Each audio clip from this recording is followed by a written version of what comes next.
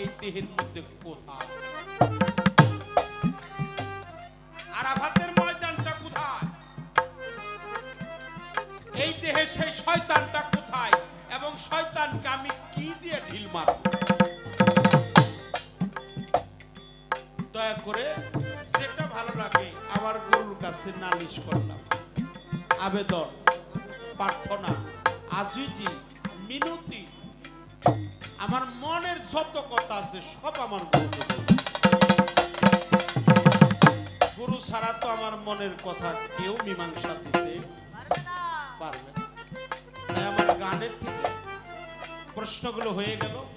বাহ্যিক জগতে মৌখিক কিছু প্রশ্ন আছে, এটা আমার জন্য নয়, আমার কিছু তরিকার ভাই আছে তাদের জন্য জানার দরকার। কি জানবেন কি আপনারা? বাহ, ঠিক আছে, সময় দিবেন, পরিবেশ দিবেন, ভালো কিছু আমার দয়ালের কাছে অবশ্যই আশা। আরে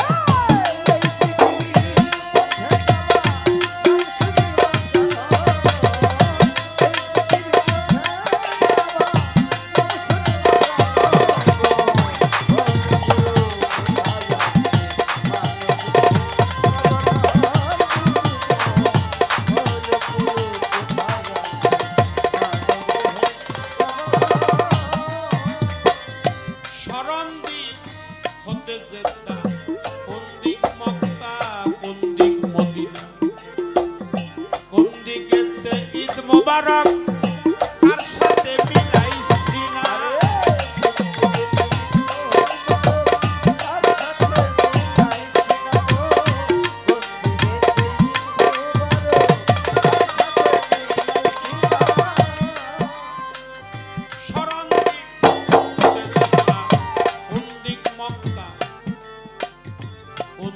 মদিনা কোন দিকেতে ঈদ মোবারক কার সাথে মিলাইছি না।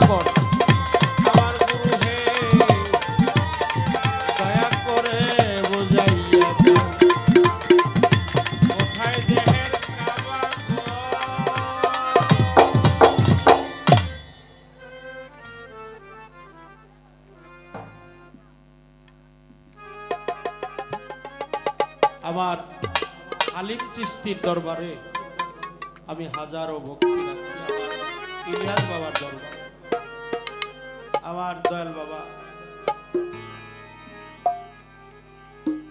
একটি দরবারি শান বা প্রার্থনা গান আমার মন থেকে জব্বার শাকে কেন্দ্র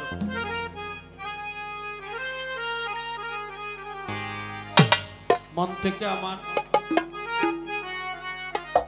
আমার হালিম চিস্তি, আমার জব্বার খান, আমার ইলিয়াস ভাই,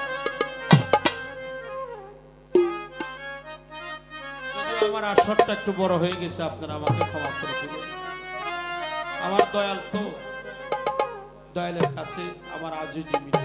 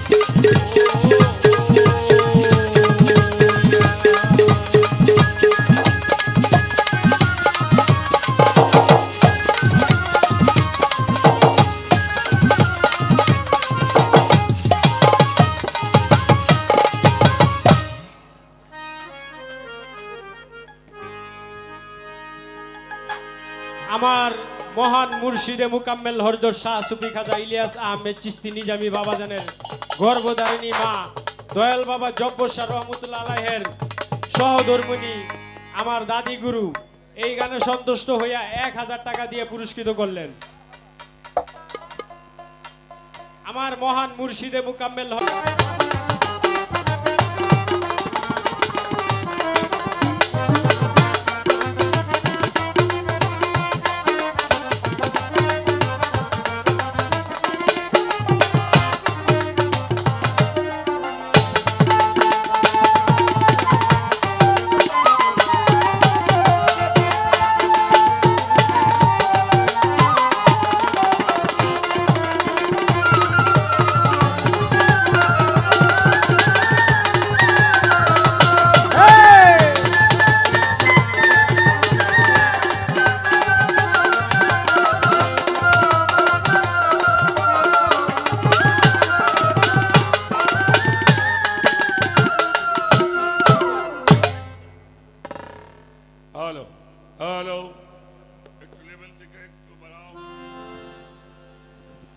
যখন স্মরণারা হবে আপনারা বলি আপনার সেট অত্যন্ত ভালো, এই তারিখে খুব ভালো, শুধু একটা কাজ করবেন রহমান সাউন্ড যখন এগুলি সরাবে আপনি সেটটা বন্ধ রাখবেন, আবার চালু দিবেন যার যেখানে আর কবে না কেউ আমার কমান বাড়া, ঠিক আছে?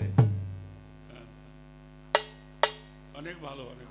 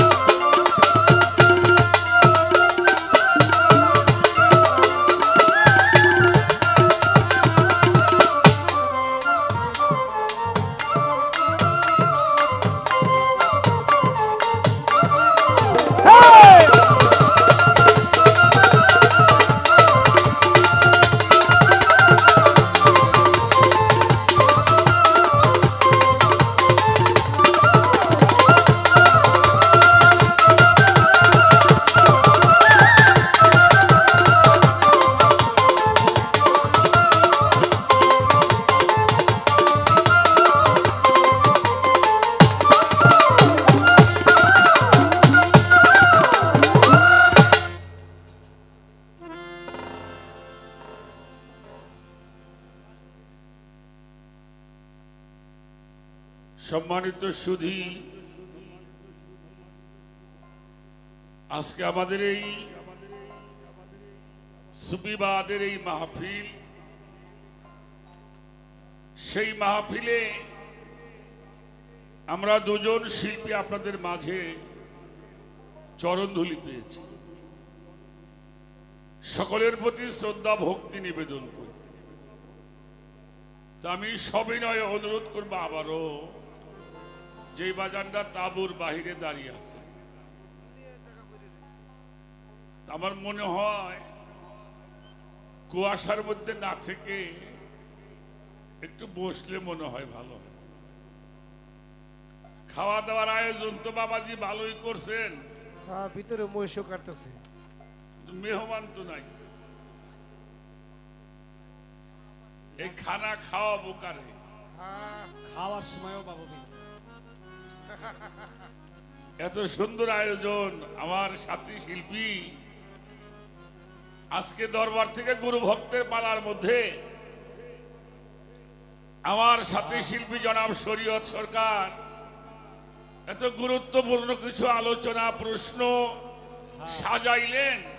হ্যালো, ভালো, তারপরেও যা আছে ইনশাল্লাহ ভালো। শুক্রিয়া শুক্রিয়া। শুক্রিয়া করি। তারপরেও অনুরোধ করি আপনারা দাঁড়ায় গান না শুনে বসে গান শুনুন। সবাই একটু চেপে চেপে বসে। আর একটু চেপে চেপে বসেন। হ্যাঁ আমরা পালা গানে চলে যাব।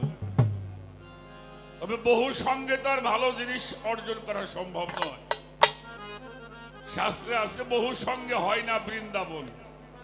যদি মনের মতো হয় আর কয়েকজন তাহলেই সেখানে মিলে বৃন্দাবন, মধুর বৃন্দাবন।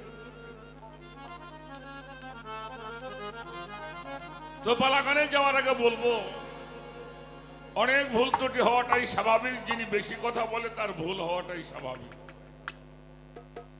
সেই ভুলগুলি ক্ষমার দৃষ্টির দেখে আমাদের উভয়ের জন্য দোয়া করতেন। আমরা যেন কোনো বাজে আলাপের অন্তর্ভুক্ত না হয়ে পড়ি। তো সেই জন্য সবার দোয়া কামনা করে আমি পালা গানের মধ্যে প্রবেশ করব। প্রশ্নগুলি আপনারা শুনেছেন। তোমাদের তো সামনে বসা ঠিক না, তারপরে বসছো। মাথা নড়াবা না, নড়াইলেই কিন্তু আমাকে মাথা নড়ে যাব। সাইডে বসা ভালো, তারপরেও সামনে বসলে তোমাদের চালাইতে ভালো হয়। তো তারপরেও একেবারেই তোমরাও তো একজন ভালো শ্রোতা। তো প্রথম প্রশ্ন হলো,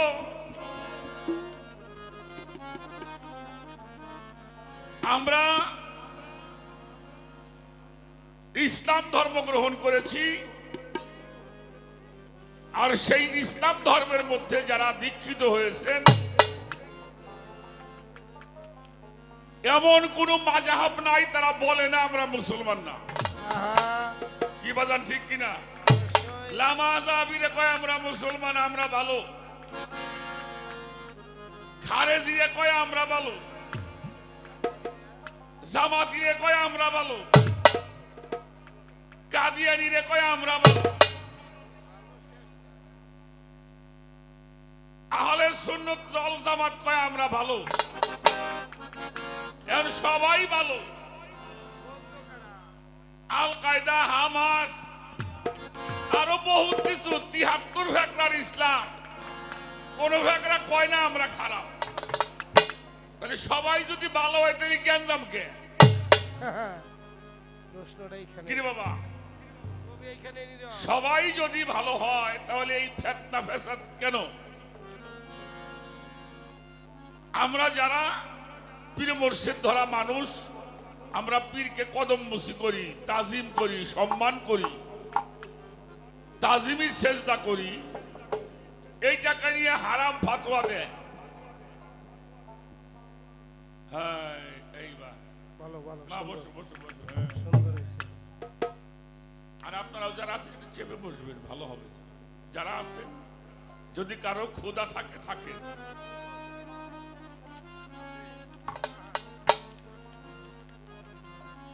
আর যারা এটাকে হারামের ফাতোয়া দেয়, বেদাতের ফাতোয়া দেয়, তারা কিন্তু সাধারণ মানুষ না বাবা।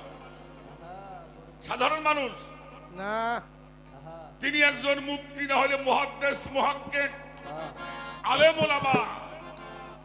এই আলেম ওলামার মধ্যে দুই ভাগ হয়ে গেছে। এক ভাগই তাজিমি সেজদার পক্ষে দলিল দেয়, আর এক ভাগই হারাম করে।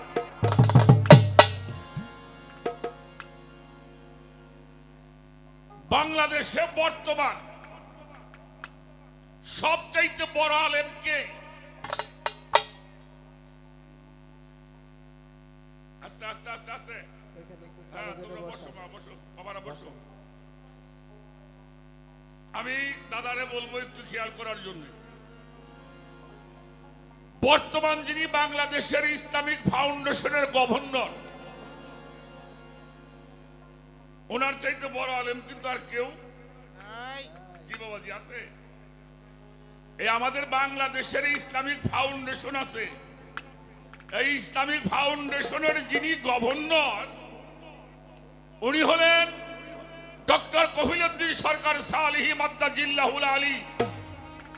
আমার এই বাবাজান সরসিনা দরবারের খলিফা। আর একজন গভর্নর আছে আমাদের ফরিদপুরের, গোলাম মোস্তফা সাহেব, উনি একজন গভর্নর, উনি মুজাদ্দাদিয়া তরিকার পীর। আমাদের কথা যদি নাও মানে, ডক্টর কফিলউদ্দিন সরকার সালিহি মাদ্দাজিল্লাহুল আলী উনি তাজিমি সেজদার দলিল দিয়েছেন। আমি তো দিবই কয়েকটা ইনশাল্লাহ, আমি বেশি দিবার পারব না, তবে 17 খান তাফসিরের নাম বলবো যে সেখানে তাজিমি সেজদা অল্প কয়েকটা মাত্র 17টা তাফসির। আরে বাপ রে বাপ। এরপরে আর একটা বিষয় হলো, একজন পীর হতে হলে তারে কি কি অর্জন করতে হয়, কি কি বর্জন করতে হয়। ভালো ভালো। ওরস শরীফ হয় পীরের দরবারে। এই দরবারে ভক্তদের করণীয় কাজগুলি কি, শুধু দরবারে নয়, দৈনন্দিন জীবনে ভক্তদের কি করতে হবে এ বিষয়টা আলোচনা করার জন্য। এবং যিনি আজকে ভক্তের ভূমিকায় দাঁড়িয়েছেন অত্যন্ত নৈপুণ্যের সাথে, তার যে ভক্তের কাজ, গুরুকে সম্মান শ্রদ্ধা ভক্তি যেভাবে করার দরকার, একটা ভক্ত কিন্তু দেখা গেছে। একজন ভক্ত হয়ে গুরুকে কিভাবে তাজিম করতে হয়, সম্মান করতে হয়, এটা কিন্তু আপনাদের পক্ষ থেকে, তরিকতের ভাইদের পক্ষ থেকে এই শিক্ষাটা কিন্তু শরীয়ত সরকার আপনাকে দিয়েছেন। এরপরে একটা গান করেছেন, সে গানের মধ্যে অনেকগুলি প্রশ্ন রাখছেন। তা আমি দুই একটা কথা বলি, শুরু থেকে শুরু করলেই মনে হয় ভালো হয়। অবশ্যই অবশ্যই। শুরু করে আস্তে। আল্লাহ তাআলা ঘোষণা করেছিলেন, وَإِذْ قَالَ رَبُّكَ لِلْمَلَائِكَةِ إِنِّي جَاعِلٌ فِي الْأَرْضِ خَلِيفَةً। এই খলিফার নাম কি? এই যার কথা কইলাম, তিনি হইল আদম আলাইহিস সালাম। হে ফেরেশতাগণ, আমি মাটির পৃথিবীর মধ্যে আমি খলিফা নিযুক্ত করব। খলিফা কয় কারে? যেমন আমার বাবা হালিম খান আমার ইলিয়াস খানকে খলিফা নিযুক্ত করছে, ঠিক কিনা? একজন পীর আর একজন ভক্তরে আল্লাহ ঘোষণা করলেন, ওয়াইজ কাল রাব্বুকা লিল মালাইকাতিহি ইন্নী জাইলুন ফিল আরদি খলিফা। হলো খলিফা তৈরি করা হলো। আল্লাহ তাআলা আদম রে সৃষ্টি করে আল্লাহ কইছিল দাও হজ করে আইসবে। কিরে বাবা কথা কর না কেন? যাও তুমি নামাজ পড়ো, রোজা করো, কইছিল? হ্যাঁ, আদমকে কেন বানাইলেন? এই জন্য আল্লাহ বানাইলেন। আল্লাহ আল্লাহ কইরা যদি জীবন ভইরা ডাকেন, আল্লাহকে সামনে পাওয়া যাবে না। আল্লাহ যে শব্দটা, এটা কোনো আকারধারী জিনিস না। এটা কি? আল্লাহ কোরআনে প্রমাণ দিয়েছেন, আল্লাহু নূরুস সামাওয়াতি ওয়াল আরদ। আসমান জমিনের নূর হলো আমি আল্লাহ। সুবহানাল্লাহ। নূর মানে তো আলো, আলো কোনদিন ধরা যায়? এই যে আলো জ্বলতেছে বাজান, ধরা যাবে না? ধরা যাবে? আলো ধরতে হইলে ওই ভাল্বটা ধরতে হইবে। এই জন্য আল্লাহ আদমকে সৃষ্টি করে তার সমস্ত ফেরেশতাকে আল্লাহ ডাক দিলেন। এই যে কলাতিল মালাইকাতু জুদুলি আদামা ফাশা জুদু ইল্লা ইবলিসা ওয়া আস্তাগবারা ওয়া কানা মিনাল কাফিরিন। এটা হলো সূরা বাকারার মধ্যে আল্লাহ ঘোষণা করেছেন। আচ্ছা বাবা, ফেরেশতাকে কি কইলো? আদমরে সিজদা করো। কারে কইছে? কারে সিজদা করতে কইছে? তা সিজদা তো আল্লাহরে আল্লাহ করতে কইবো। এই তো বেটা, ঠিক কিনা? সবাই সিজদা করছিল, একজনে করে নাই। তিনি হলো আজাজিল। আজাজিল তখনও শয়তান হয় নাই, 9.5 লক্ষ বছর ইবাদত করছিলেন। তার ইবাদতের গৌরব ছিল, আমি কেন সিজদা করতে যাব? আনা খায়রুম মিনহু, আমি ওর চাইতে সম্মানী, ওর চাইতে বড়। আহা, এই 9.5 লাখ বছরের ইবাদত নষ্ট হয়ে গেছে খালি একটা কারণে। কি কারণে? আদমরে সিজদা করার না করার কারণে। ভালো করে খেয়াল করে শুনবেন। সবাই সিজদা করলো, তাহলে যখন সিজদা করলো, যারা সিজদা করলো তারা হয়ে গেল আল্লাহর আনুগত্য স্বীকারকারী, ঠিক কিনা? আর যিনি সিজদা করলো না, কি হয়ে গেল? কাফেরদের অন্তর্ভুক্ত হয়ে গেল। আগে এই ঝামেলাটা সাইডে লই। সবাই নে না। আদম চলে গেল, তো মকরম চিন্তা করে এত বড় সম্মানী জায়গায় ছিলাম, আমারে দেখলে সব ফেরেশতারা খাড়াই থাকতো, আর আজকে আমারে দেখলে সবাই ঘৃণা করে। তাহলে এর একটা ব্যবস্থা কি করা যায়? তো নূহ নবী হইল শরীয়তের নবী। নূহ নবী কিসের নবী? ওনাকে শরীয়তের নবী বলা হয়। আচ্ছা বাবাজি, মকরম তো আল্লাহরে জানে, জানে না? অবশ্যই। 9.5 লাখ বছর ইবাদত করে ফেরেশতাকে মাস্টার হইছে, উনি আল্লাহরে জানে না? অবশ্যই জানে। তা সরাসরি আল্লাহরে কইতে, আল্লাহ আমি ভুল করছি, আমার তুমি মাফ করে দাও। আল্লাহ আমি ভুল করছি, আল্লাহ আমারে মাফ করে দাও। পারতো না? হ্যাঁ? আল্লাহ মাফ করতে পারত? পারে না বাবা, পারে না। এর মধ্যে একটু কায়দা আছে। তো নূহ নবীরে যে ধরলো, আপনি তো নূহ নবী, আল্লাহর নবী, তা আমি তো একটা কাম করছি, অকাম ছিলাম, কোন সম্মানী জায়গায় আদমরে সিজদা করি নাই।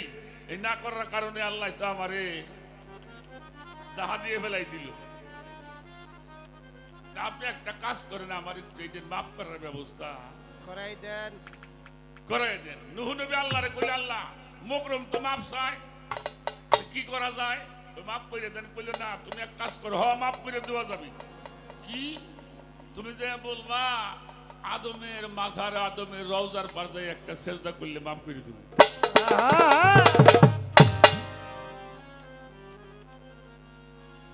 কথা বলো না। কোথায় সিজদা করতে কইলো? আদমের রওজায় একটা সিজদা করবা, আমি আল্লাহ মাফ করে দেব। তো নূহ নবীকে দেখে বলে, কি ব্যাপার, আপনি কি ব্যবস্থা করলেন? হ্যাঁ, ব্যবস্থা করে আইছি। কি? বলে কিছুই করতে হইব না, খালি আদমের রওজায় যাই আপনি একটা ভক্তি করবেন। মকরম কয়, তাজা থাকতেই করলাম না। আরে নিজাম ওই মরার ঘর।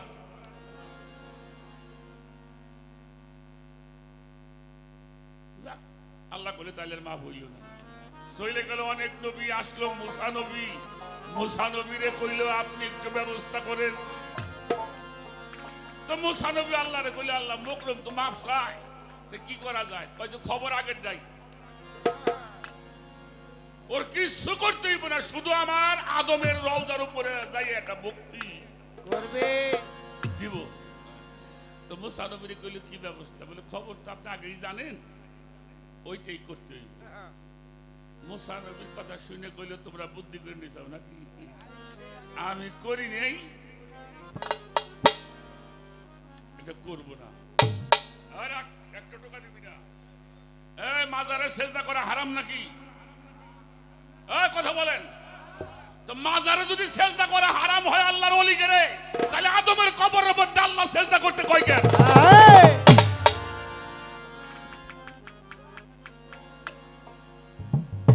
কথা কন না কেন? মাজারে সেজদা যদি হারাম হয় তাহলে আল্লাহ কেন মকরমকে বললো তুমি আদমের কবরে সেজদা করো?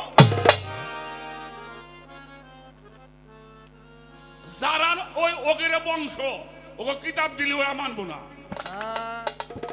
ওরা কিতাব দিলে ওরা মানবে না। আর কি দলিল চান? আমি কোরআনের বাইরে বলছি,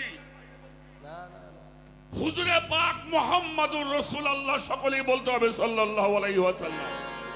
হুজুর পাকের রওজা মুবারকের উপরে গিয়ে আইয়ুব আনসারী সেজদায় পড়ে কাঁদতেছিলেন। আইয়ুব আনসারী কিরা? সেই বাড়িতে মক্কা থেকে মদিনায় যাওয়ার পরে দয়াল নবী যেই বাড়ি উঠছিলেন, এই আইয়ুব আনসারী রাসূল পাকের রওজার মধ্যে সেজদায় পড়ে কাঁদতেছে, মাথা ঢুকাইতেছে। হাকিম ছিল মারওয়ান। মারওয়ান যে ঘাড় ধরে টান দিয়ে তুলছে, তাকাই দেখে আইয়ুব আনসারী। ছোট, এই আইয়ুব তুমি কি করতেছো? মাথার মধ্যে মাথাটা কম কেন? আইয়ুব আনসারী বলছিল, মারওয়ান তুমি দেখতেছো আমি পাথরের মধ্যে মাথা ঢোকাই না, আমি পাথরের কাছে আসি না, আমি আমার নূর নবীর কদমের মধ্যে সেজদা করি। সুবহানাল্লাহ। মুসনদে আহমদ, কিতাবটার নাম হলো মুসনদে আহমদ। পঞ্চম খণ্ড ভালো করে পড়েন। ওলি আল্লাহদের দরবারে বাবাজি বলবোটা কি, বলার তো সময়ই পাই না। এই ভারতবর্ষের সবচেয়ে বড় মাদ্রাসা হলো দেওবন্দ মাদ্রাসা। কোনটা? দারুল উলুম দেওবন্দ মাদ্রাসা। এই দেওবন্দ মাদ্রাসার প্রতিষ্ঠাতার মধ্যে একজন রশিদ আহমদ গঙ্গোহী সাহেব তার ফাতোয়ায়ে রশিদিয়ার মধ্যে লিখেছেন, আল্লাহর ওলিরাও রাসূল রাহমাতাল লিল আলামিন, আল্লাহর ওলিরাও রাহমাতাল লিল আলামিন। আল্লাহর রাসূলের রওজায় রহমত পাওয়া যায়, আল্লাহর ওলিদের দরবারেও রহমত পাওয়া যায়। শুধু তাই কয় নাই, আল্লাহর ওলি গো আল্লাহ এমন ক্ষমতা দিছে বাবা, এরা মাজারের মধ্যে শুয়ে থাকে যানবাহন সারা পৃথিবীটার যে কোনো জায়গায় যে কোনো মুহূর্তে তারা ভ্রমণ করতে পারে। সুবহানাল্লাহ।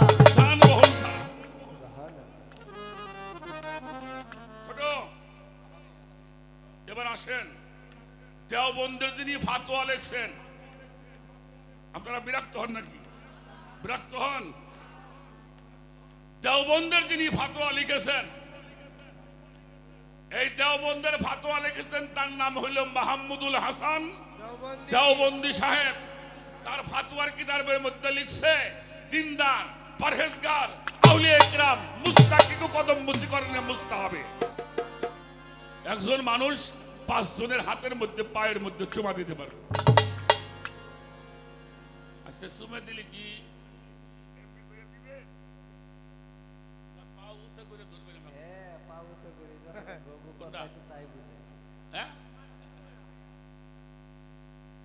কোথায় চুমা দিবেন কইলাম? হাতে, পায়ে। কারে কারে দিবেন? প্রথম দিবেন আপনার মারে। কারে দিবেন? 2 নম্বরে আপনার বাবারে। বাবার হাতে পায়ের মধ্যে চুমা দিবেন। ভালো ছাত্র তার মাস্টারের হাতে পায়ের মধ্যে চুমা দিবে। কয়জন হইল? 3 জন। দেশের যদি নেককার কোনো বাদশা হয়, প্রজাগণ তার হাতে পায়ের মধ্যে চুমা দিবে। কয়জন হলো? একজন ভক্ত তার পীরের পায়ের মধ্যে চুমা দিবে। সুবহানাল্লাহ। কয়টা হইছে? দিনদার, পরহেজগার, আউলিয়া ইকরাম মুস্তাকিকু কদম মুসি করনে মুস্তাহাবে। এ হলো একটা দলিল দিলাম। আর একটা দলিল শুনে যান, তাফসিরে রুহুল বায়ান, তাফসিরে রুহুল, লেখক আল্লামা ইসমাইল হাক্কি রাহমাতুল্লাহি আলাইহি তার তাফসিরের মধ্যে লিখেছেন, আল ইনসানুল কামিলু আফজালু কাবাইয়াতি ওয়া কাবাইয়াদু আওলাদিল হজদিল আসওয়াদ। আল্লাহর ওলিগণ খানায় কাবা হইতে অতি উত্তম। সুবহানাল্লাহ। কিসের চেয়ে? অতি। আচ্ছা, কাবায় দিয়ে মানুষ সুমা দেয় না? সুমা দেয় না? আচ্ছা, কাবায় যদি সুমা দেয়, কাবা কোনদিন মাথায় হাত দিয়ে দোয়া? আল্লাহর ওলিগণ খানায় কাবা হইতে অতি। আচ্ছা, কাবায় যদি সুমা দিলে পাপ না হয়, তার চাইতে উত্তম জায়গায় সুমা দিলে পাপ হইব না। কথা কথা আস্তে। উনি বলছেন, কোন ভক্ত যদি, খেয়াল করবেন আমি কি বলি, কোন ভক্ত যদি তার পীরকে মুর্শিদ মানিয়া, কি মানিয়া? মুর্শিদ মানিয়া, রসুল মানিয়া, কি মানিয়া? রসুল মানিয়া, নূরে মুজাসসাম মানিয়া হানাফি শায়েখ অবস্থায় যদি ওই অলির হাতের মধ্যে চুমা দেয়, পায়ের মধ্যে চুমা দেয়, আমি আল্লাহ আল্লাহ বলছে, আমি ওই অলির স্পর্শে আমি ওই মানুষটার জীবনের সব গুনাহগুলি মাফ করে দিই। সুবহানাল্লাহ।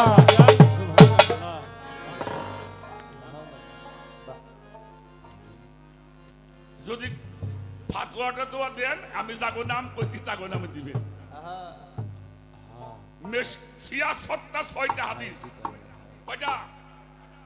সিয়াসতটা 6টা হাদিসের মধ্যে দেখবেন বিভিন্ন দেশ থেকে রাজা বাদশারা যখন ইসলাম গ্রহণ করার জন্য নবীজির কাছে আসতেন, তারা আগে গিয়ে দয়ার নবীর হাতের মধ্যে চুমা দিত, পায়ের মধ্যে চুমা দিত। এটা হলো তাজিম, সম্মান। ইউসুফ নবীর বাবার নাম হইল কি রে? ইয়াকুব নবী? না না, ইয়াকুব বয়াতি তো না। আল্লাহ আকবার, আল্লাহ বাঁচাইছো। বয়াতিরে ঝামেলা তো, বয়াতি কত বয়াতিরে কয়। আচ্ছা, ইয়াকুব নবী ওনার ছেলে হইল ইউসুফ। আচ্ছা, নবীরে কোনো ভুল কাম করে? কথা বলেন, কথা বলেন, কথা বলেন। করে বাবা, করে। আস্তে। গান তো শুনছেনই বহুদিন। হ্যাঁ, কালকে বেশি করে গান ফান শুনেন, নাচ কিন্তু না শুনলেন, কম শুনেন। ভাই কি কর? আস্তে। বাবাজি বসেন।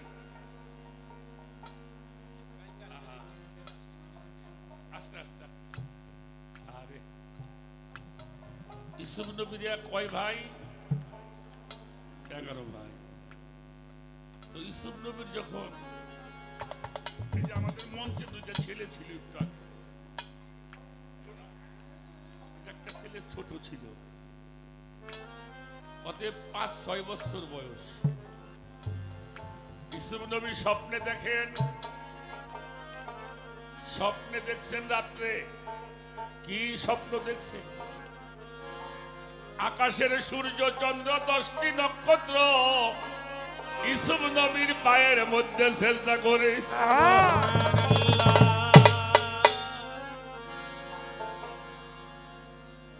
আমি লাস্টে একটা কথা বলে যাব। আমি আবুল সরকার মানুষের পাপ নিয়ে গান গাই, আমি মানুষের পাপ নিয়ে যাই, এই ক্ষমতা, এই ভরসা আমার আছে। সুবহানাল্লাহ। সকালবেলা ঘুম থেকে উঠছে তো আমার মেয়ে ভাই ইলিয়াস চিস্তি বসে রয়েছে, ওইভাবে যাই বাবা কোলের মধ্যে বসছে, বাবার মুখ হাতা, দাড়ি হাতা। আব্বু, বাবা, আমি রাত্রে একটা স্বপ্নে দেখেছি। বাবা, কি স্বপ্নে দেখছো? কথা বলে কে ওখানে? বাবুরা কথা বলে। বাবা, তুমি একটু খেয়াল করবা, আমাকে বেশি মানুষ লাগবো না। এই মানুষ করে থাকলেই হবে। কি স্বপ্ন দেখেছো? বললো বাবা স্বপ্নে দেখলাম আকাশের সূর্য চন্দ্র 10টি নক্ষত্র আমার পায়ের মধ্যে সেজদা করে। জোরে জোরে সুবহানাল্লাহ সুবহানাল্লাহ। বাবা বুকের মধ্যে জড়াই ধরছে, তুই তো একদিন নবী হবি। শিকারে গেছিল, কেউ জবাই করতে চায়, বলে না জবাই করলে হঠাৎ যদি ধরা খেয়ে যায়, দেখে একটা কূপ, সেই কূপের মধ্যে ফেলে দাও, এখানে মরে পচে শেষ হয়ে যাবে, আমরা কখনো ধরা। ওরা গায়ের জামাটা টেনে ভেঙে খুলে ফেলে ইউসুফকে ফেলে দিল কোথায়? তখন বলছিল তোমরা তো আমার ভাই। একটা কথা শুনে রাখো, আমি যদি মারা যাই তাহলে আমার বাবাও কিন্তু মারা যাবে। বাবাজি কি বলুন, বলতে পারি না। আপনার 5টা ছেলে আছে, আপনার 5টা ছেলে আপনাকে ভালোবাসে, বাসে না? কিন্তু আপনি তো একটা ছেলেকে ভালোবাসতে পারেন, বেশি বাসেন না। 5 ছেলের মধ্যে কিন্তু এক ছেলেকে বাবা একটু বেশি নজরে নজরে। যেমন কথা, আমি যদি মারা যাই তাহলে আমার বাবাও মারা যাবে। ওরা ঠিকই একটা পশু হত্যা করে রক্ত মাখাই নিয়ে বাবার কাছে যে বললো বাবা তোমার ইউসুফকে বাঘে খাইয়ে ফেলছে। তখন ইউসুফ নবীর বাবা ইয়াকুব নবী জামাটা ধরে বলছিল, আরে বাঘ রে, হ্যাঁ তুই এমন কৌশল করে আমার ইউসুফকে নিয়ে গেছিস, জামাটা তো ছেড়ে নাই। আপনি যত নিবিড় একটা খুন করেন, যে কোনো একটা কুরু পাওয়া যাবে, যে কোনো একটা না একটা কিছু। আপনার দেখেন বাবাই বুঝে ফেলাইলো যে বাঘে যদি নিতে তাহলে আমার সাওয়ালের জামা ছিঁড়ে যাইত। সেই ইউসুফ নবী বাঘে সেখান থেকে উঠাইলেন, তাকে বণিকরা উঠাইয়া বিক্রি করলো বাজারে। মিশরের বাদশা কিনে নিয়ে সেখানে হলো মিশরের গভর্নর। আর এইদিকে ইয়াকুব নবী কানতে কানতে চোখ দুটো কানা হয়ে গেছিল। একটা কথা মনে রাখবেন, বাবার বয়স 90 বছর, বৃদ্ধ হয়ে গেছে। আপনারা 5 ভাই, বাবা মারা গেছে, বাবারে কান্দে করে কবরস্থান নেন, এটা কিন্তু সন্তানের জন্য সৌভাগ্য।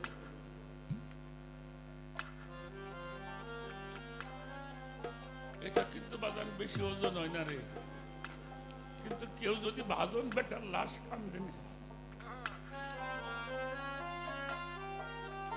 সন্তানে বাবার লাশ কান্দে করতে পারে, কিন্তু সন্তানের লাশ বাবা কান্দে করতে পারে না।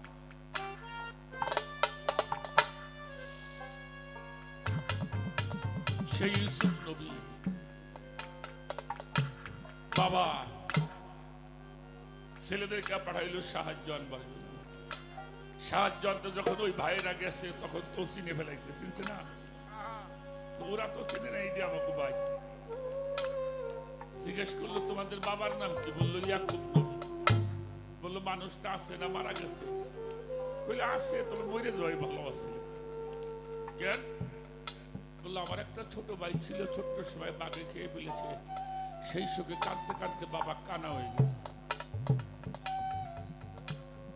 তাদেরকে মাল সামানা দিলে, আর ওই যে নিজের যে ভাইকে ছিল তাকে চোর বলে আটকায় রাখে। গায়ের জামাটা খুলে দিয়ে বললো যাও, তোমাদের বাবার সামনে জামাটা ধরলে তোমার বাবার চোখ দুইটা ভালো হয়ে যাবে। সুবহানাল্লাহ সুবহানাল্লাহ। আল্লাহ তো ভালো করতে পারত। ছেলেরা বাড়ি যায়, ছেলে মাল সামানা নিয়ে যখন বাবার কাছে ছেলেরা গেছে জামাটা নিয়ে, ইয়াকুব নবী চিৎকার দিয়ে পাগল হয়ে গেছে, এই তোরা কোথায় কে আসোস? আমার ইউসুফ বাড়ি আসছে। ছেলেরা কয় বাবা তুমি ইউসুফকে কই পাও? ইউসুফ তো ছোট সময় মারা গেছে। কইলে জানি ইউসুফের গায়ের গন্ধ।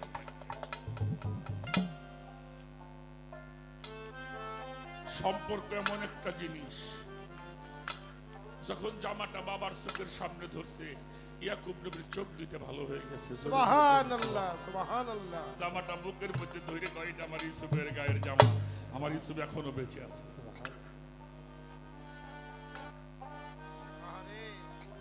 পরের দিন ছেলেকে 10 ছেলে, ইউসুফ নবীর মা, ইউসুফ নবীর বাবা মিশরে গিয়ে ইউসুফ নবীর সামনে দাঁড়িয়ে, ইউসুফ নবী তো বাবারে চিনতে গেছে, উনি ধরতে গেছিলেন, বলে তুমি দাঁড়াও, তোমাকে তাজিম সেজদা করতে হবে। সুবহানাল্লাহ সুবহানাল্লাহ। বাবা মা 10 ভাই সহ ইউসুফের পায়ের মধ্যে সেজদায় পড়েছে। এটা সূরা ইউসুফের মধ্যে পরিষ্কার লেখা। কোরআন শরীফের কোন আয়াত দিয়ে কোন লোকের ক্ষমতা নাই এটা বাতিল করতে পারে। এটা আল্লাহ রহিত করে নাই। আর কোরআনের কোন আইন, কোন আয়াত কারো বাদ দেওয়ার ক্ষমতা আছে? বাজানটা বলেন। আমরা কোরআন মানি, যতটুক পারি মানি, আর না মানি চেষ্টা করি, কিন্তু কেউ যদি কোরআন বাতিল করতে চায় জীবনটা মানুষ দিয়ে দিবে। তাহলে সেই কোরআন শরীফে থাকতে, এই তাজিমি থাকতে নবীকে সাহাবারা সেজদা করেছে।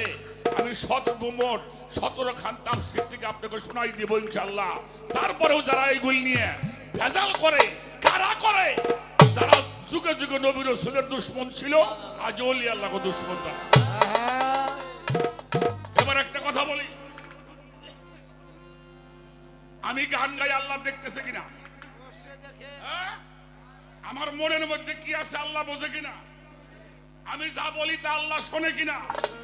তাহলে আমার মনের মধ্যে যা আছে তা আল্লাহ বোঝে, আমি যা বলি তা আল্লাহ শোনে, আমি কি করি আল্লাহ দেখে। আমি আল্লাহকে হাজির নাজির রেখে আল্লাহর ওলির দরবারে দাঁড়ায় বললাম কি, আপনি আপনার বাবার পায়ের মধ্যে চুমা দিবেন, তাজিমি সেজদা করবেন।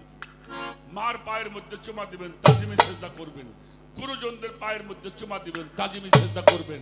দেশের নেককার বাদশা হলে প্রজাগণ তার পায়ের মধ্যে চুমা দিবে, আপনি আপনার পীরের হাতে পায়ের মধ্যে চুমা দিবেন। এতে যদি কোনো পাপ হয়, বুঝা গেছে? এতে যদি কোনো পাপ হয়, সেই পাপের জন্য হাসরের মাঠে আমি কৈফিয়ত দেব, আপনি কৈফিয়ত দেওয়া লাগবে না। সুবহানাল্লাহ সুবহানাল্লাহ। কি বলেন? কারা কারা বাপ মার পায়ে চুমা দিবেন দেখি, একটু দেখা যাক দেখি। দিবেন ইনশাআল্লাহ? বাবার পায়ে চুমা দিবেন, মার পায়ে চুমা দিবেন। ও মিয়া সাহেব, জান্নাত বলে মার পায়ের তলে? কোনে? হ্যাঁ? না থাকলে কি করবে? এটা একটা কথা। আপনি কোন হইছে? কোন বাইরেছে? খালি বাবার কবরে যাবেন। যদি কবর না থাকে, সাহাবারা, এক সাহাবা বলছিল, হুজুর আপনি বাবা মার পায়ে চুমা দিবেন, কইলেন আমার তো বাপ মা নাই। তাহলে বাবা মার রওজায় যাও। কইলে আমার সেটাও চিহ্ন নাই। রাসূল পাক বললেন কাজ করো, মাটির মধ্যে একটা কবর অঙ্কিত করো। সুবহানাল্লাহ সুবহানাল্লাহ। কবর অঙ্কিত করো, করে এইখানে তুমি চুমা দাও, ওই চুমা তোমার বাবা মায়ের পেয়ে যাও। সুবহানাল্লাহ সুবহানাল্লাহ।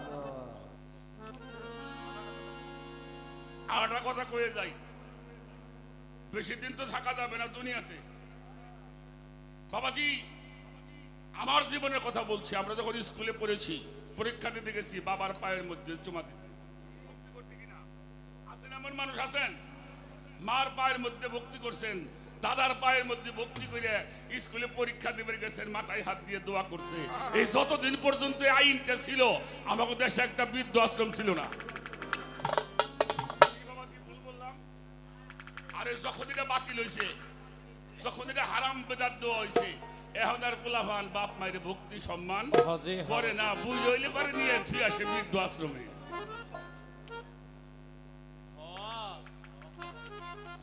যারা এটা করবে, আমি আবুল সরকার চ্যালেঞ্জ করে বলি, যেই সন্তান বাবা মায়ের পায়ের মধ্যে চুমা দেওয়া জানে, তাগো বাপ মা কোনদিন বৃদ্ধ আশ্রমে যাবে না।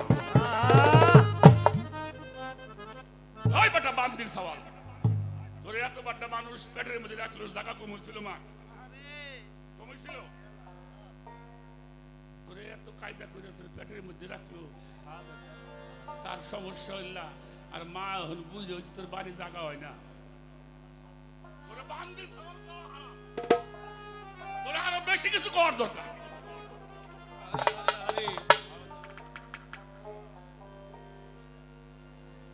আমার কথা রাগ করেন না কেউ। এতে যদি কোনো পাপ হয়, এই পাপ আমার কথায় যদি কেউ পাপের পথে যায়, সে দায়ী কিরা হইব? আমরা হব।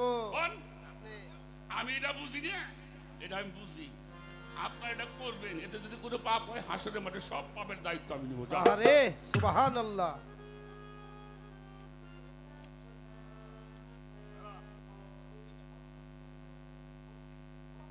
আমি কয়েকটা কিতাবের নাম বলবো, রেকর্ড করে রাখেন। আর এটা নিয়ে যদি কারো কাছে বুঝতে চেষ্টা করেন চান, তাহলে বুঝবেন। তার প্রথম কিতাবটার নাম হলো তাফসিরে কাবির, সবচাইতে বড় তাফসির। ইমাম ফখরুদ্দিন রাজি রাহমাতুল্লাহি আলাই এই কয়টা কিতাবের মধ্যে তাজিমি সেজদা আসছে। তার মধ্যে হলো তাফসিরে কাবির, ইমাম ফখরুদ্দিন রাজি।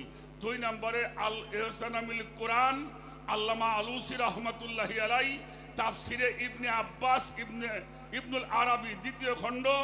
তারপরে হইল আহকামুল কোরআন ইবনে জরির 25 খণ্ড, ইবনে কাসির 10 খণ্ড, দুররে মনসুর ইমাম জালালউদ্দিন সৌদি 6 খণ্ড, তাফসিরে রুহুল বায়ান আল্লামা ইসমাইল হাক্কি, যেটার কথা আমি বললাম। তারপরে 9 নম্বরে তাফসিরে ফাথুল কাবির আহসানি, তাফসিরে রুহুল মানি আল্লামা আলুসি আল কারতাবি 17তম খণ্ড, তাফসিরে কাশাফ আল্লামা জামাখশারি রাহমাতুল্লাহি আলাই, তাফসিরে মাদারেক 4র্থ খণ্ড, হাসিয়াতুল খাবাজি আলাল বাইজাবি 8ম খণ্ড, হাসিয়াতুল শেখজাদা আলাল বাইজাবি 4র্থ খণ্ড, হাসিয়াতুল সাবি জালালাইন 4র্থ খণ্ড, হাসিয়াতুল কুলবি আলাল বাইজাবি। এই 17টা তাফসিরের হাদিস নিয়ে, যে তাফসির থেকে হাদিস লেখা হয়, এই 17 খান তাফসিরের মধ্যে তাজমিস সেজদার দলিল আছে। ইনশাআল্লাহ, সুবহানাল্লাহ।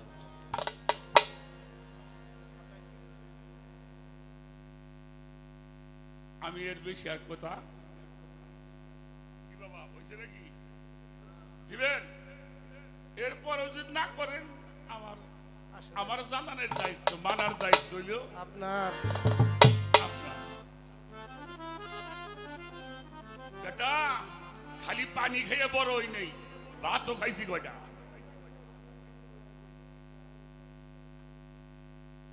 বাজান কিছু বসতে পারবেন না? আসেন সামনে আসেন বাবা, এই যে আপনি তো মুরব্বী লোক, আসেন সামনে আসেন, বসেন। আপনারা বসলে ভালো লাগবে বাবা। আমি বাজে গান করি না, বিশেষ করে আমি আর শরীয়ত সরকার। আমার বাজান আমাকে 100 টাকা দিয়ে দোয়া করছে, কথাগুলি শুনছেন বাবা। বাবার একটা কথা বলি, আপনি যদি আপনার বাবাকে সম্মান করেন, শ্রদ্ধা করেন, ভক্তি করেন, আপনার সন্তান আপনারে করবে।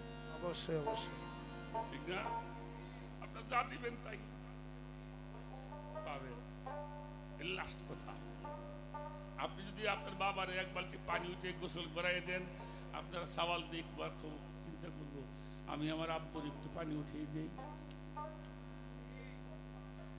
আমরা ছোট্ট সময় নামাজ পড়ছি, অনেক সময় পিয়ানো পড়ি নেই, দাদা নামাজ পড়বে খারাইছে, আমরাও 1 পোশাকে খারাই গেছি ইনশাআল্লাহ। আল্লাহর দেওয়া পোশাক, তাই না? দেখছি, শিখছি। আপনি নিজে করবেন, আপনার সন্তানটা দেখবে, শিখে আপনাকেও তাই করবে। আর ওটা পরে গাবারি, এবার একটা গান গাই এলোই। ঠিক আছে, তাই করুন। আপনারা তো শুনে মজা পান, আর আমাদের মাঝে মাঝে কয় কোহনে জব করলে ভালো হবে। আরে আমি কই তোকে জেনে মনে চাই তোরা করিস, মেসেজ দেখাইতে পারি। আমি কইলাম তোকে জেনে ভালো। আরে মিয়া, হুসাইনের মতো মানুষ যদি শহীদ হয়, আরে আর আমি আবুল সরকার, সে আলে ভাই কথা করে শহীদ হইতে পারবো, আমি নিতে গেলে অনেক ধৈর্য মনে করবো আমি।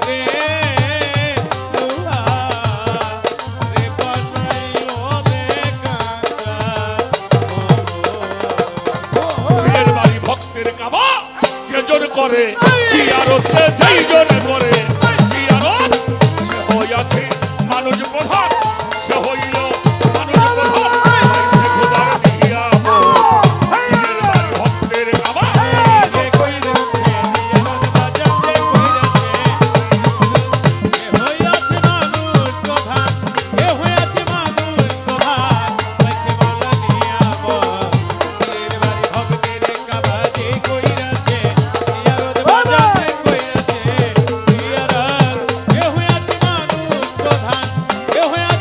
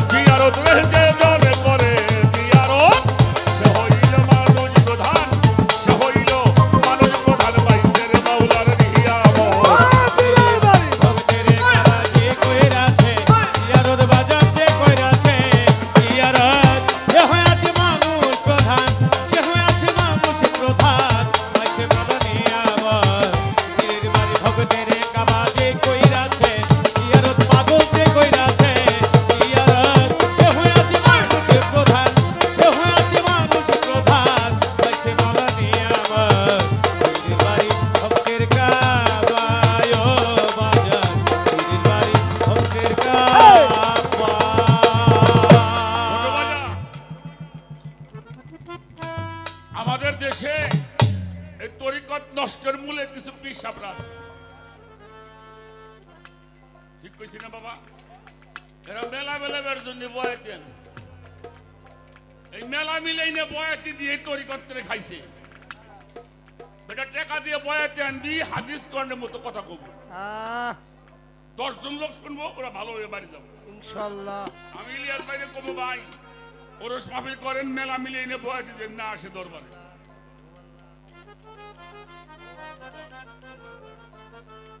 মেলা মিলেই না গান গাওয়া আর তরিকতের গান গাওয়া এক জিনিস না। হ্যাঁ, পীরের গোলামি না করলে গান গাওয়া যায় না। একটা প্রশ্ন আছে, কি অর্জন করলে পীর হয়, কি বর্জন করলে পীর হয়?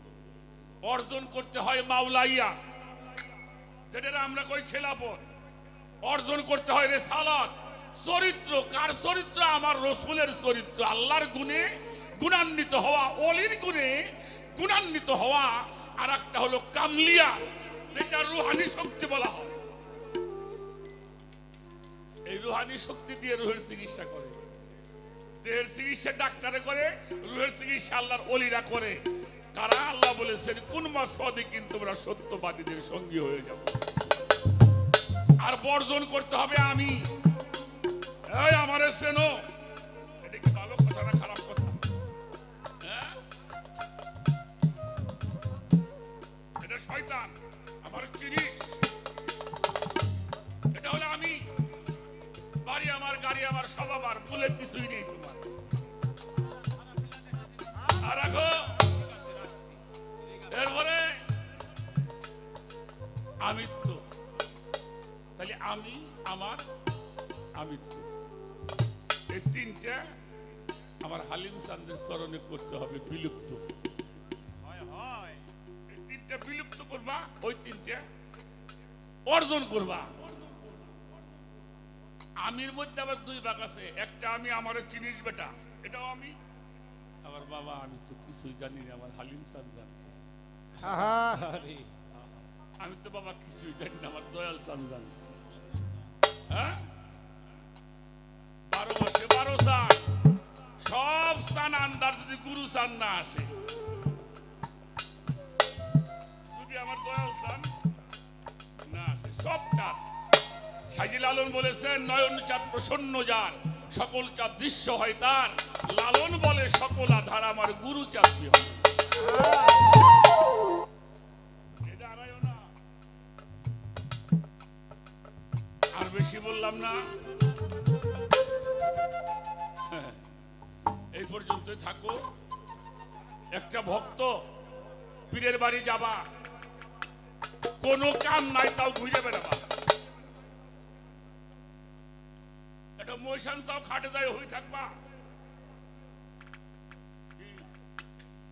বাবা মহিষ নিয়ে এসে খাটে যায় হই থাও।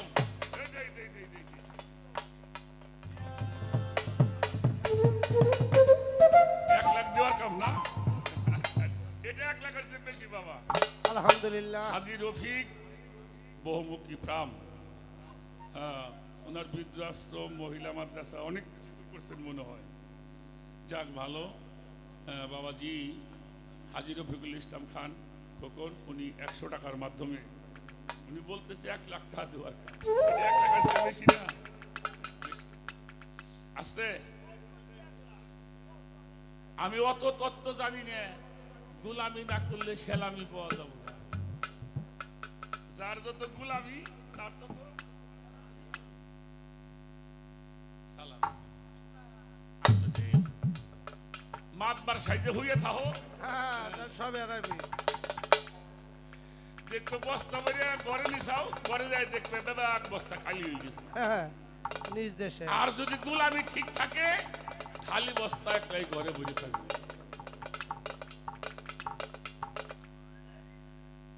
এই পর্যন্ত একটু রাখলাম। বাবার গান গাই, গান গাই, শোনেন। রাখো। এই যে আমাদের শরীয়ত সরকারের যিনি উস্তাদ ছিলেন, সুশীল সরকার, উনি একটা গানের মধ্যে বলছে, এমন কাজ কেহই কইল না পীরের বাড়ির দিকে বৈশা প্রসাব পায়খানা থাকতে দেহ রোগ সারবে না, ধরবে নানান মুসিবত, ভেদ জানিয়ে ধরবে নবীর তরিকত। কেহ যদি স্ত্রী সহবাসেও যাও, পীরের বাড়ির দিকে মাথা পাশে রাখো পাও, সেদিকে যখনই ঘুমাও তোমার দেহ থাকবে নিরাপদ। কাবার দিকে কেউ প্রসাব করেন? না বাবা, কোন লোককে দেখছি আমরা পশ্চিমের দিকে প্রসাব করতে বসি, কেন বসি না? আল্লাহর কাবা ওই দিকে। তাহলে আল্লাহর কাবার দিকে ওটা হাক মেজাজি, এটা হাকিকি। তুমিও তোমার পীরের বাড়ির দিক থুতুটুক পর্যন্ত ফেলবা না। এটা হলো আদবের শিক্ষা, এটা খেয়াল করবে। এটা হলো ভক্তের কাজ। যখন সে গুরু পাঠে আসবে, গুরুর দাসত্ব করবে। বড় বড় আল্লাহর ওলিরা বাবাজি পীরের বাড়ির পায়খানা সাফ করছে।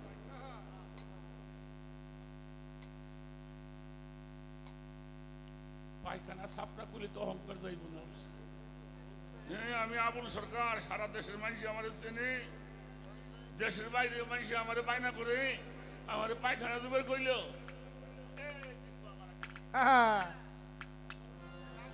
দয়া করে যে তোমার পায়খানায় চাকরি দিছে, এটাই তুমি শুকরিয়া আদায় করো যে বাবার দরবারের পায়খানা চাকর হওয়ার যোগ্যতা আমারটা, আমি একটা চাকরি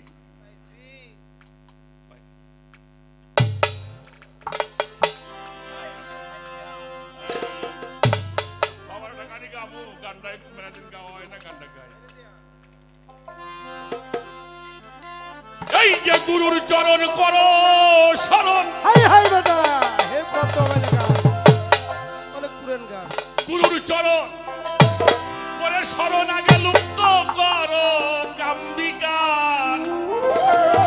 গুরুর চরণ করে শরণ লুপ্ত করো কাম্বিকার।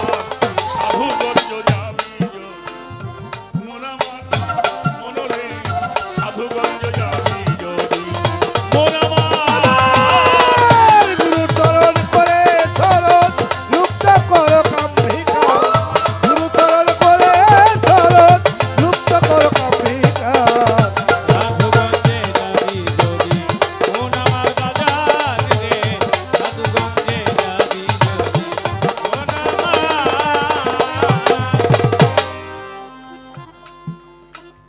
গেলে সাধুর সাধবাজারে, কঠিন দেহ নরম করে।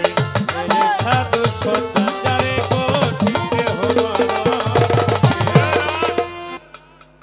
আমার দাদা গুরু একটা কথা বলতো শরীয়ত বাবাজি, বলে ও সুমন্দি, কুষ্টিয়ার লোক তো, সুমন্দি ছাড়া কথা কইতো না।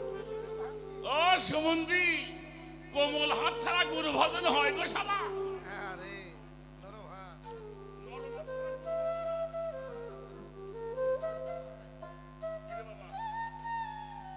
শক্ত হাত দিয়ে গুরু ভজন হয় না।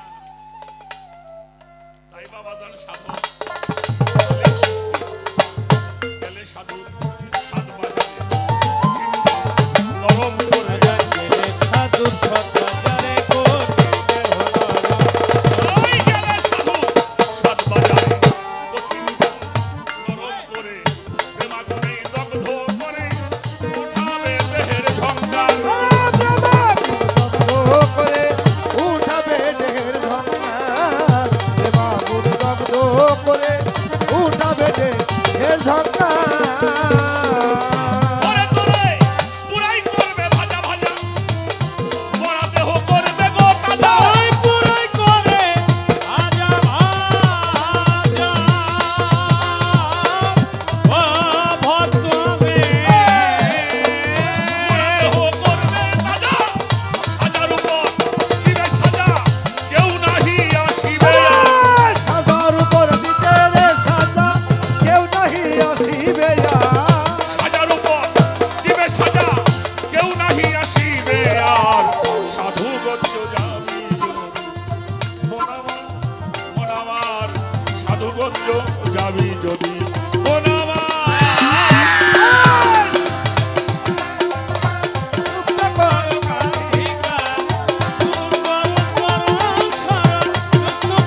কান্ধিকা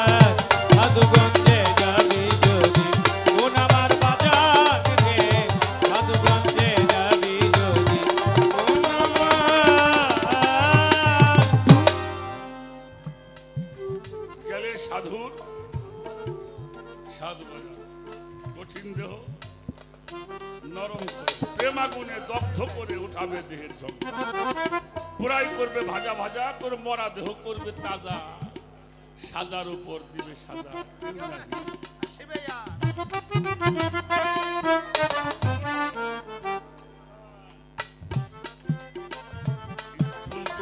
পিতা মাতা সাজিলেই ভজন, পবিত্র পিতা মাতা সাজিলে ভজন, পিতা মাতা না সাজিলে ভজন বৃথা, সাধনাই সাজিলে রাস্তা হইয়া যাবে পরিষ্কার, সাধনাই সাধিলে রাস্তা হইয়া যাবে পরিষ্কার, সাধনাই সাধিলে রাস্তা হইয়া যাবে পরিষ্কার। হরে বাজানো হইতে পারলে গুরুর দাসী, হায় রে বেজে উঠবে নামের গোবাসী, হতে পারে গুরুর দাসী, ও বাজান রে, নামের বাসী অন্ধকারে দেখবি রে বসি, দেখবি রে সেই দীপ্ত গান, অন্ধকারে দেখবি রে বসি, দেখবি রে সেই দীপ্তকার, অন্ধকারে দেখবি রে বসি তুই অন্ধকারে, অন্ধকারে দেখবি রে বসি, দেখতে পাবি দীপ্তকার, সাধুগঞ্জ যাবি মনা রে মনা, এই যে যেটা এই সাধুগঞ্জ যাবি এই গুরুর চরণ করা সারা লুপ্ত কর কান্ধিকার, গুরুর চরণ করা সারা লুপ্ত কর কান্ধিকার, সাধুগঞ্জে যাবি যদি মন আমার ভক্ত রে, সাধুগঞ্জে যাবি যদি মন আমার। সিদ্ধির দেশে যে জন্মিলে পরম সাধু তারে বলে, হাই সিদ্ধির দেশে যে জন্মেলে পরম সাধু তারে বলে, সিদ্ধির দেশে যে জন্মিলে পরম সাধু তারে বলে, মরিবিলতে সুনা দিলে দুই রঙে হয় একাকার, হলুদেতে চুনা দিলে দুই রঙে হয় একাকার, হলুদেতে চুনা দিলে দুই রঙে হয় একাকার। হরে যেমন চন্দনের বাতাস লাগিয়া হিজল গেল চন্দন হয়ে, এই চন্দনে বা গাছ লাগিয়া, ও পদ্মে হিজল গেল চন্দন হইয়া, বাজানা হালিম বলে দলিল দিয়া সাধুর তত্ত্ব পরশা, হালিম বলে দলিল মিয়া সাধন তত্ত্ব করোসা, হালিম বলে দলিল দিয়া, হালিম বলে সাধক, হালিম বলে দলিল দিয়া তুমি সাধুর তত্ত্ব পরশা, সাধুগঞ্জ যাবি যদি মনাবার মনাবার, সাধুগঞ্জ যাবি যদি মনাবার, গুরু চরণ করা সারা লুপ্ত কর কান্ধিকার, গুরুর চরণ করা সারা লুপ্ত কর কান্ধিকার, সাধুগঞ্জে যাবি যদি মন আমার বাজার রে, সাধুগঞ্জে যাবি যদি মন আমার। গুরুর চরণ কইরা শরণ লুপ্ত করো কামরিকা, এই গুরু চরণ করা লুপ্ত কর কান্ধিকার,